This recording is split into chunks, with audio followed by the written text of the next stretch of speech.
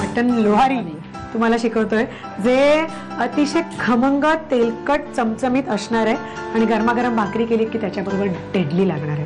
तर साहित्य सांगता मटन लोहारीचं. उकडलेलं मटण, कांदा, अद्रक, कोथिंबीर, लसूण पेस्ट, लोहारी मसाला, कोथिंबीर चिरलेली, काश्मीरी मिरची, टोमॅटो, मीठ, हळदी पावडर आणि तेल. साहित्य आपण लिहून घेतलं. तर हे आता मसालेदार लोहारी मटण कसं करतोय ते बघूया. तेल तापत ठेवलेलं आहे.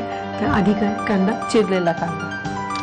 हे पण तुम्ही मटण घेतलंय ते उकडून घेतलेलं आहे, पण त्याला पण मीठ टाकून, फक्त मीठ, बाकी काहीच नाही.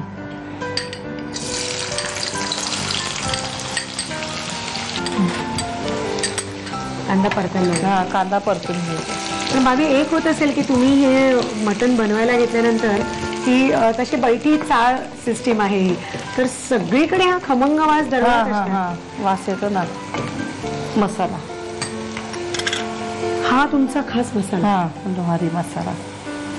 त्याच्यात कांदा लसूण पण आहे. कांदा लसूण भरपूर, म्हणजे पूर्ण टोटली गरम मसाला. आणि जिरं, तीळ, खसखस, खोबरं, अद्रक, लसूण, बरंच काय काय त्याच्यामध्ये आहे. म्हणजे मला वाटतं हा घातल्यावर ते 30 आयटम आहे याच्यात. बापरे. पण मग हे घातल्यावर अजून काही दुसरे घालायची गरजच नाहीये. गरजच नाहीये. आणि ही पेस्ट आहे त्याच्यात काय काय आहे? याच्यात अद्रक, लसूण, कोथिंबीर. अद्रक, लसूण, कोथिंबीर. आता ही घालायचे. हा तिखट असेल ना मसाला भाभी? नाही, मिरची नाही आहे. नाही, हा तुमचा मसाला तिखट आहे. तिखट म्हणजे नॉर्मल तिखट आहे, जास्त नाही, मीडियम. लाल तिखट पाहिजे. थोडं याच्याने थोडा रंग द्यायचा. थोडं बस. बस झालं. आता टोमॅटो. बस द्या थोडे. बस.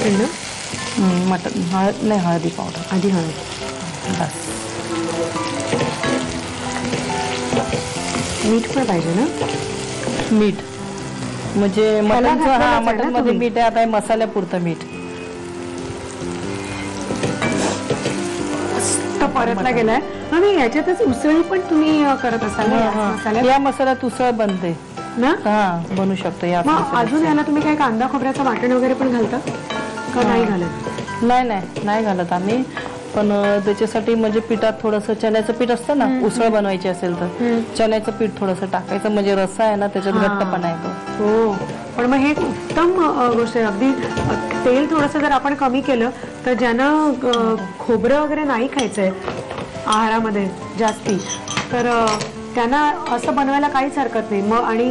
मग मटनच्या ऐवजी, कारण मटणामध्ये हायेस्ट कोलेस्टेरॉल असतं, तर तुम्हाला ते जर अवॉइड करायचं असेल तर सेम पद्धतीनं बनवून तुम्ही जर चिकन त्याच्यात घातलं तर ते एक हेल्थ कॉन्शियसच्या दृष्टीने सुद्धा आपल्याला जे असतील त्यांच्यासाठी त्यांना ही एक चांगला पर्याय बनू शकतो.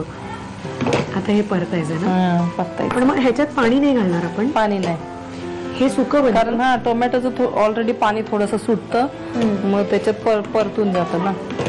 म्हणजे ही सुकी डिश आहे. सुकी डिश आहे. पण जर आपण भाकऱ्या बनवल्या ना, ज्वारीची भाकरी बरोबर छान लागते.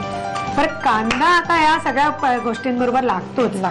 तर त्याला काय उपाय नाहीये. थोडंसं बजेट आपल्याला वाढवावं लागेल, कारण असं मसालेदार असं चमचमीत मटण असेल तर आणि भाकरी असेल तर कांदा पाहिजे. तर आता तुम्ही तुमच्या पूर्ण साहित्यामधनं कांदा जरी एडिट केलेला असलात तरी ह्याच्या पुढे थोडंफार तरी तो मॅनेज करायला लागेल आपल्याला. आणि जेव्हा ह्याचं साहित्य कृती लिहाल त्याच्या बाजूला कांदा जरुरी असं पण लिहा, त्याची सोय करा.